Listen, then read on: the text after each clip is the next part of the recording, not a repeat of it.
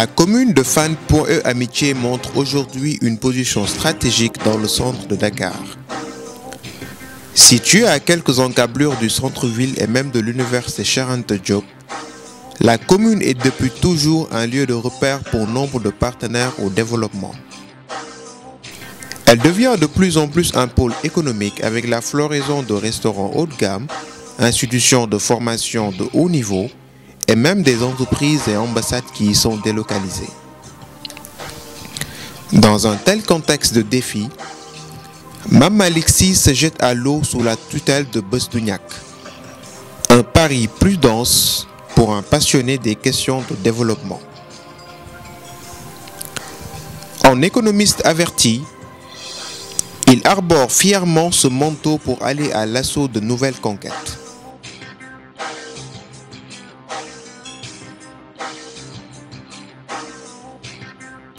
Qui est Mame Malick Sy? Quel parcours cache cette silhouette dynamique? Que cherche-t-il à apporter dans cette commune? Visez ses réponses.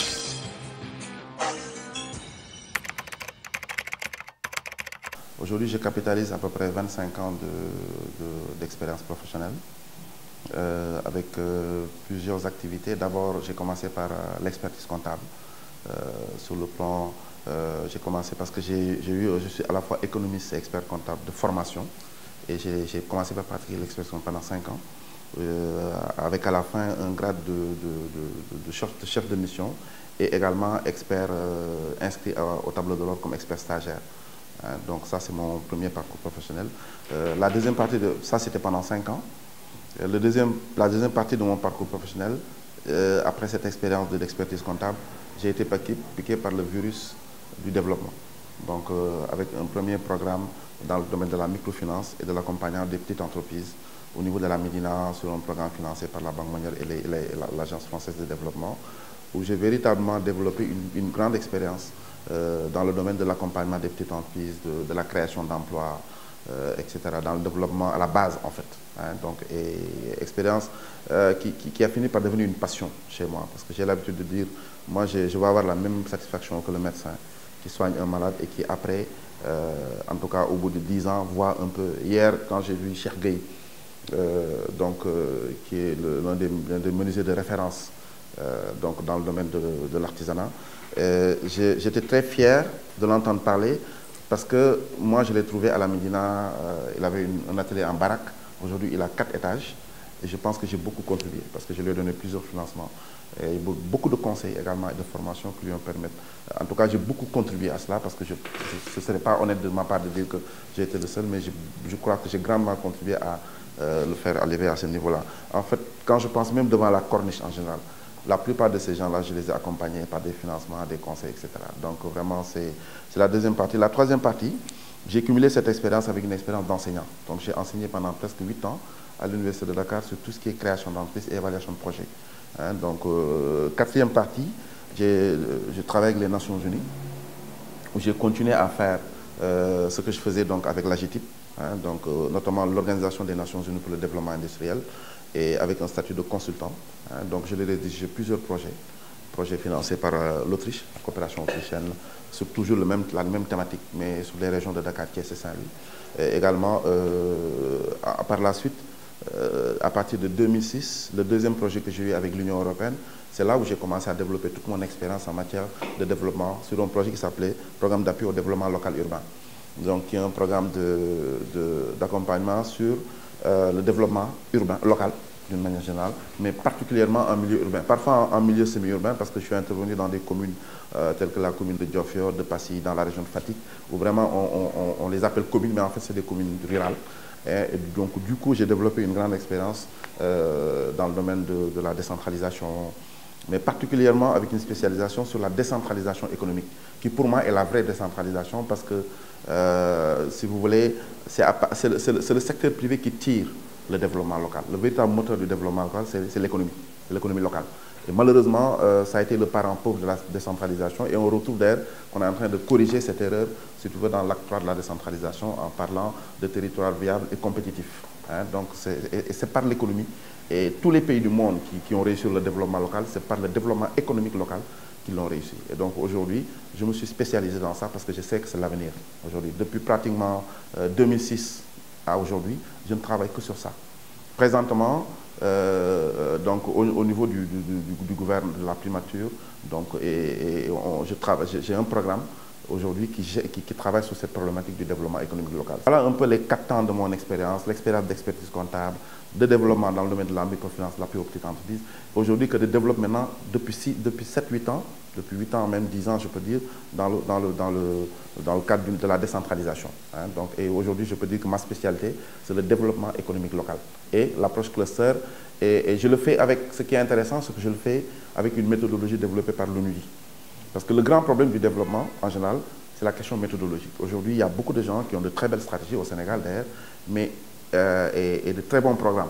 Mais l'étude méthodologique qui vous permet d'opérationnaliser ces stratégies et ces programmes, c'est ça qui manque au général. Et moi, toute la chance que j'ai pour avancer et faire des résultats dans ce que je fais, c'est parce que j'ai une approche méthodologique. J'ai été formé partout, hein, donc jusqu'en Inde, hein, sur ces questions et ces problématiques, sur cette approche méthodologique qu'on appelle l'approche cluster. Cluster, en français, ça veut dire grappe. Hein, donc, et justement, le programme que je sers, donc, ça s'appelle le programme de développement des grappes d'entreprise, et qui est une méthodologie éprouvée. Des pays comme l'Inde, c'est à travers l'approche cluster qu'ils se sont développés. Aujourd'hui, l'Inde a développé plus de 3000 clusters. Et aujourd'hui, ils ont un programme sur 6000 clusters qui était financé au départ par des bailleurs de fonds, mais aujourd'hui, c'est le gouvernement indien qui investit chaque année des milliards, parce qu'ils ont définitivement été convaincus que cette approche est la meilleure approche. Donc voilà en quelques mots donc mon parcours professionnel, quoi. Bon, plus vraiment une expérience de consultant. J'ai été dans plusieurs pays pour partager cette expérience. Au Cameroun, ils m'ont découvert à Africité, donc la rencontre de toutes les maires, où quand j'ai présenté l'expérience de développement économique local, j'ai été les aider à capitaliser donc cette expérience-là, et bien sûr dans d'autres pays. Voilà.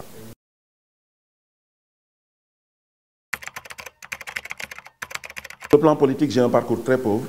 Moi, je refuse même parce que la politique telle que se pratique au Sénégal, malheureusement, n'est pas pour moi la bonne pratique.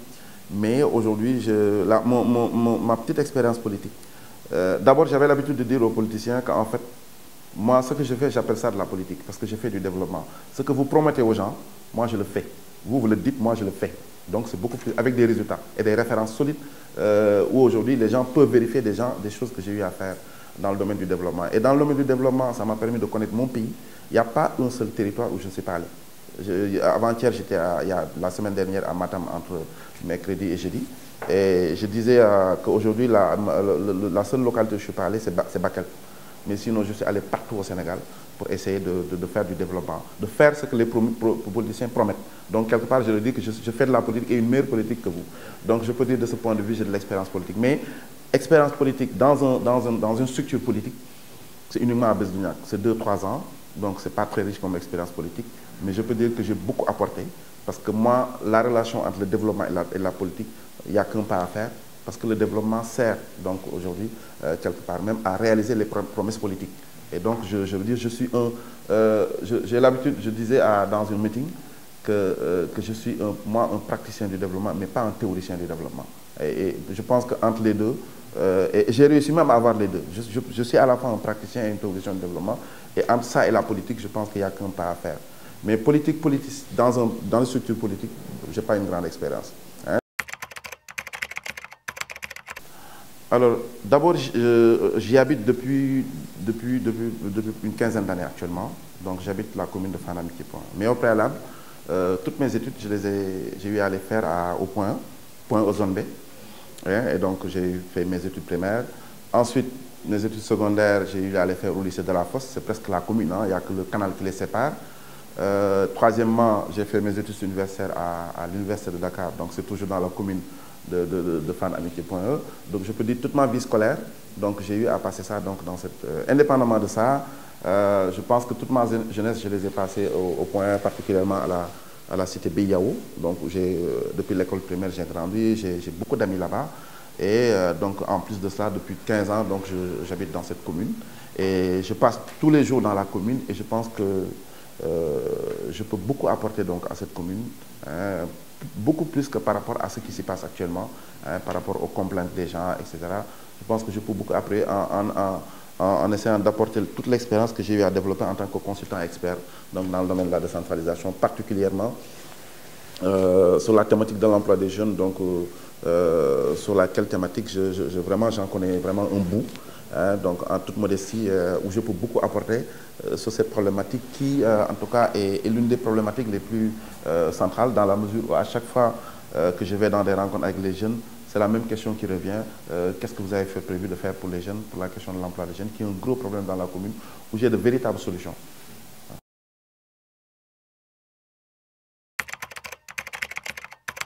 Alors, permettez-moi, avant d'arriver à ce projet, pour dire quelle est l'approche participative que nous avons eu à utiliser par rapport à cette offre politique, à ce projet-là, et qui va répondre à la question de la demande. Justement, dans le développement, on vous apprend que la meilleure approche est l'approche participative, dans la mesure où on dit que tout ce qui se fait sans moi est dirigé contre moi. Donc, l'idée, c'est de dire, bien que j'habite dans la commune, hein, je connais l'essentiel des problèmes de la commune, je discute avec les populations, etc. Mais je pense que je ne peux pas connaître aussi bien les problèmes de zone B, ou bien les problèmes d'amitié, ou bien de Rudus, donc les 7 zones de la commune, de Fan, etc., de Fan Résidence, que les gens qui habitent tous les jours. Hein, parce que moi, j'habite dans la partie point E. Mais quand je vais à zone B, on me donne des informations que je n'avais pas, par exemple. Hein. Pareil pour Amitié, pareil pour Rudus, Fan Résidence. Donc, c'est dire que l'approche que nous avons utilisée pour bâtir un programme et une offre politique pour Point E, pour la commune de Fan Amitié Point E, c'est on a commencé par un forum. Et ce sont des méthodes que j'ai apprises de mon métier du développement, à savoir que la base du développement, c'est l'approche participative. Hein. Et donc, du coup, on a organisé un forum, un grand forum, dans une salle de 200 places qui était presque remplie. Hein. Donc, il y avait quelque chose que tout le monde avait salué. C'est Besdugnac qui avait organisé, mais on avait invité tout le monde. C'était présidé par un dirigeant, une haute personnalité de l'AFP. On avait invité l'APR, on avait invité le PDS, etc. Ces personnes qui sont intervenues ont salué cette ouverture d'esprit que nous avons eu à avoir, en impliquant donc un peu l'ensemble des forces vives de la commune, hein, également en valorisant l'expertise. On s'est dit, on essaie de bâtir un programme en essayant de balayer toutes les questions par rapport aux différentes compétences transférées aux communes et en essayant de mobiliser les compétences. La commune est particularisée et à quelque chose de particulier qui est que c'est une commune, il n'y a pas un seul président qui n'ait pas habité la commune. Vous avez d'anciens ministres, d'anciens ambassadeurs, des experts de très haut niveau dans tous les domaines. Tu peux monter un plateau technique médical avec toutes les spécialités, rien en ne sortant pas de la commune, mais vraiment en haut niveau, avec des professeurs agrégés. Tu ne sors pas de la commune, etc. Vous avez une ceinture scolaire qui n'existe nulle part ici. Vous avez plein de lycées, de la Fosse, lycée technique, lycée d'enseignement général, des collèges d'enseignement privés supérieurs, l'université de Dakar, etc. etc. Bon, donc, c'est une commune qui est assez particulière et que donc, aujourd'hui, l'idée pour nous, c'est de dire comment valoriser les ressources humaines de qualité qui sont dans cette commune. Donc, on a créé ce forum en essayant de balayer toutes les questions et sur chaque question, on avait fait intervenir quelqu'un qui avait un niveau qui lui permettait de faire un diagnostic vraiment complet et également de proposer des solutions. Donc c'était un forum orienté solutions. Par rapport aux problèmes qui se posent à la commune, quelles sont les solutions que vous proposez par rapport à votre expérience. Dans le domaine de la santé, c'était des professeurs agrégés qui sont venus, notamment le professeur Elhaj Nian, qui est un professeur agrégé et qui était de l'APR et qui a même salué le fait qu'en tant qu'APR, qu'on l'ait invité et qu'on le fasse intervenir donc, sur cette question de la santé. Comment mieux le prendre en charge dans la commune. Et donc, on est sorti de cet atelier, de ce forum avec un rapport très complet que nous avons d'ailleurs résumé. On l'a résumé donc, dans un processus qu'on est en train de distribuer, suivant 3 axes programmatiques. Le premier axe programmatique, c'est tout ce qui est cadre de vie. Donc, dans le cadre de vie veut dire d'abord tout ce qui est voirie, de bonnes voiries propres, etc., hein, qui permettent aux gens de circuler allègrement. Un éclairage qui permet d'assurer également une sécurité. Donc, le cadre de sécurité participe. Il y a un lien très fort entre l'éclairage et la sécurité parce que bon, tout se passe la nuit. Le cadre de vie veut dire également un réseau d'assainissement assez quand même performant, hein, qu'il faut revoir avec le canal, etc. Également, le cadre de vie veut dire un bon système de collecte et de traitement des ordures. Et là, nous avons même un projet là-dessus, que j'ai déjà écrit dans le cadre de notre projet que j'ai développé dans la Médina avec la Fondation Youssou Ndour. Hein. Donc, on a un programme qui a été même élaboré par des experts que nous avons recrutés de l'Angleterre.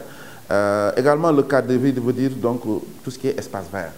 Donc, Ça, c'est le premier axe programmatique. Sur chaque axe programmatique, comme j'ai dit, ce sont des experts qui nous ont aidés dans la réflexion et qui nous ont proposé des solutions. Le deuxième axe programmatique, donc, c'est tout ce qui est, comment dirais-je encore, développement humain. Le développement humain qui commence par l'éducation. Et le développement humain également qui veut dire santé. Donc, développement humain veut dire un corps sain, dans un esprit sain dans un corps sain. Tout ce qui participe au développement du corps humain. Une bonne santé. Également, un esprit sain également. C'est ça que nous avons mis dans l'axe programmatique 2, qui est développement humain. Donc, éducation, santé, sport, enseignement technique professionnel, également emploi des jeunes, la prise en compte des troisième âges, etc. Dans chaque axe programmatique, sur tout ce qui est sport, santé, éducation, etc., l'idée c'est de dire d'abord d'un point de vue infrastructure, quel est l'état de l'infrastructure dans la commune, aussi bien sport, santé, éducation, et de dire quels sont les problèmes et quelles sont les solutions, et d'en faire un projet. Donc, et je vais y revenir tout à l'heure, sur tout ce qui est donc ces trois axes-là, sur l'emploi des jeunes, qui est là vraiment la préoccupation centrale de toute la commune, parce que, comme j'ai l'habitude de dire, ça concerne et les jeunes et les parents. Parce que les parents ont investi beaucoup pour que leurs enfants aient des diplômes, mais ils se retrouvent au chômage. Donc c'est une grosse préoccupation pour les différentes catégories et couches sociales donc de tranche d'âge de la commune. Et aujourd'hui, c'est là où nous sommes le plus à l'aise. Parce qu'aujourd'hui, je peux dire que je me suis même spécialisé sur la problématique de l'insertion des jeunes dans le cadre de la décentralisation. J'ai même écrit plusieurs projets là-dessus. Aujourd'hui, une des compétences distinctives que nous avons, c'est la capacité de conception de projet. Et donc, dans ce cadre-là, tout le schéma que nous avons développé un schéma en partant d'une méthodologie qui a été développée dans le monde entier par l'ONUDI, donc on appelle l'animation économique. Comment mettre en synergie l'intelligence territoriale, comment mettre en synergie l'ensemble des acteurs publics et privés du territoire communal, fanamitié.e, pour essayer de voir comment régler ce problème-là, avec plusieurs axes que je ne voudrais pas vraiment développer ici, mais il y a au moins 3 axes pour pouvoir développer, mais l'un des axes les plus importants, c'est l'axe auto-emploi. Parce que l'emploi salarié est très limité, quelle que soit la volonté des entreprises de la commune, et même hors de la commune, parce que nous n'allons pas nous arrêter au niveau de la commune pour pouvoir régler le problème des possibilités offertes par la commune, mais même en milieu rural, s'il y a des jeunes qui habitent la commune mais qui veulent s'investir dans l'agriculture, etc., on peut envisager de sortir. Mais l'emploi salarié en général est très très limité. La véritable solution, comme le disait le président Chirac, l'avenir de l'emploi, parce qu'en France, quand ils ont cherché des solutions, la semaine de 35 heures, ils ont inventé plein de choses, mais ça ne réglait pas le problème. Le président Chirac a dit l'avenir de l'emploi, c'est l'auto-emploi. Donc l'emploi non salarié, c'est-à-dire le développement des initiatives privées.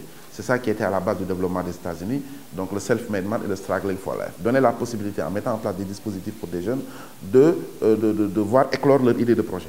Et c'est ce dispositif que j'ai développé dans un programme de l'Union européenne qu'on appelle le PADELU, Programme d'appui au développement local urbain, dans un certain nombre de localités. Et l'exemple le plus réussi, c'est aujourd'hui Guédiawaye. Quand vous allez à la commune de Guédiawaye, il y a un service d'animation économique, que moi-même, avec mon équipe, on a installé depuis 2006, et qui se pérennisait, et qui règle beaucoup de problèmes. Je me rappelle, à l'époque, le maire nous disait, c'était Boka Sédékan, vous m'avez réglé, vous ne pouvez même pas vous imaginer le problème que vous m'avez réglé. Tous les gens qui venaient me demander des subventions de 200, 500 000, etc., pour organiser des événements non productifs, aujourd'hui viennent me présenter des projets. Et je les mets en relation avec la cellule d'animation économique de la mairie de Guédiawaye, qui aujourd'hui les aide à formuler leurs projets, les aide à se formaliser, à trouver un statut de GIE, de SAR, etc., et également à trouver un financement nécessaire et ensuite l'encadrement qu'il faut pour consolider leur activité. C'est ce dispositif d'animation économique que nous avons mis et que nous comptons mettre dans la mairie de Point pour dire tout porteur de projet de la commune qui vient, il y aura un service d'animation économique avec une méthodologie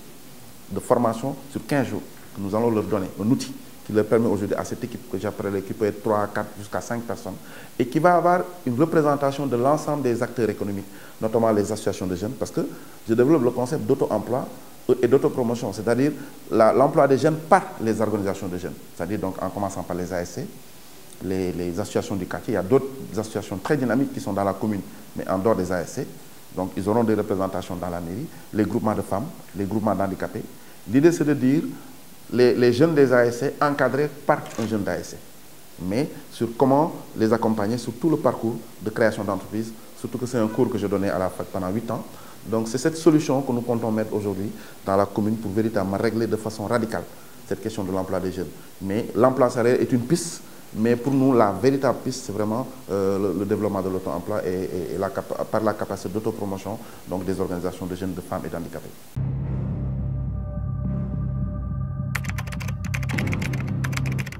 Je leur poserai une question très simple. Nous allons vers une commune de plein exercice. Comment se fait-il que, d'abord, des gens qui n'ont jamais été conseillers municipaux, je suis chez moi, je reçois un candidat, je dis comment se fait-il que quelqu'un qui n'a jamais été conseiller municipal veuille devenir maire? Cela veut dire quoi? Cette personne, ou bien ce candidat, ou bien ces candidats, ne savent même pas ce que c'est qu'un budget, une exécution budgétaire, un compte administratif. Donc, ils n'ont qu'à être conseillés d'abord, pour déjà comprendre un peu. Après, bon, plus tard, avec le temps, ils pourront, bien entendu, briguer une collectivité locale. Je leur demanderai, mais je pense que ça, ce sera trop leur demander, de nous proposer au moins un projet ou bien juste un élément dans un secteur. Mais bon, ça, je ne me fatiguerai pas à poser cette question parce que je ne pense pas qu'ils puissent répondre à cette question.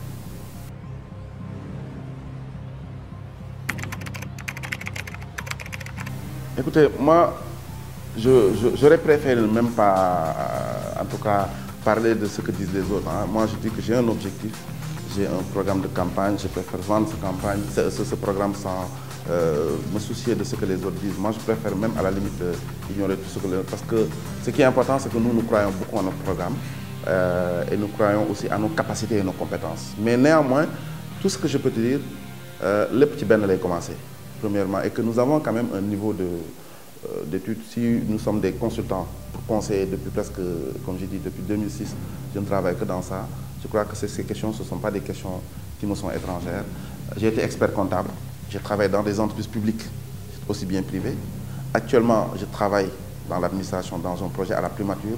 Quand même, je pense que j'en connais quand même un tout petit peu, moi, avec toute la modestie qu'il faut, quand même, dans tout ce qui est compte administratif, etc., comptabilité publique. Bon, je crois quand même on en connaît quand même un tout petit peu. Le minimum nécessaire pour pouvoir, quand on sera à la mairie, on ne va pas tâtonner. Je pense qu'on va très rapidement être opérationnel. Ça, c'est une certitude.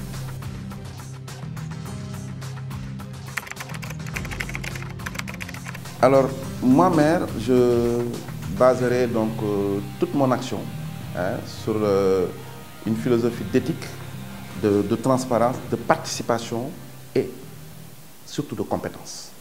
Et également de résultats. Je pense que c'est très important.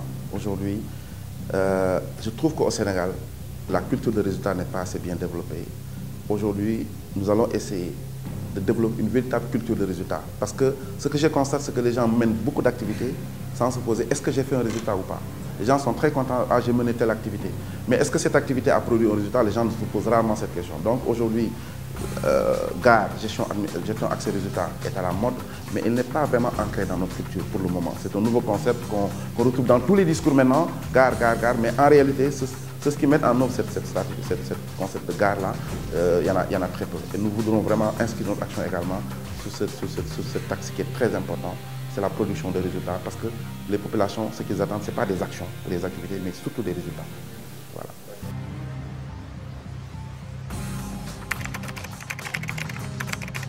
Oui, vraiment, c'est vraiment quelque chose de très, en tout cas, conforme à nos convictions et à nos croyances. Aujourd'hui, vraiment, nous disons que le maire gagne. Le maire, c'est celui que les populations auront choisi. Et donc, nous serons à l'aise pour l'après et le féliciter en toute sportivité, hein, donc en lui souhaitant même la bonne chance, et également en lui faisant des prières pour qu'il réussisse, parce que nous sommes dans la commune. S'il ne réussit pas, on ne peut pas scier la branche sur laquelle on est assis. Et puis, on est parti pour 5 ans. Donc, cela veut dire qu'aujourd'hui, il faut souhaiter, en tout cas, nos adversaires qui réussissent, parce que sinon, c'est nous qui allons souffrir pendant 5 ans. Nous sommes dans la commune, nous ne sommes pas prêts de quitter la commune. Donc, nous avons tout intérêt à ce que notre adversaire, même si c'est notre adversaire, que cet adversaire-là réussisse sa mission. Si c'est moi, je m'attends effectivement à ce qu'il me félicite du fait d'excellents rapports que j'ai tissés avec eux.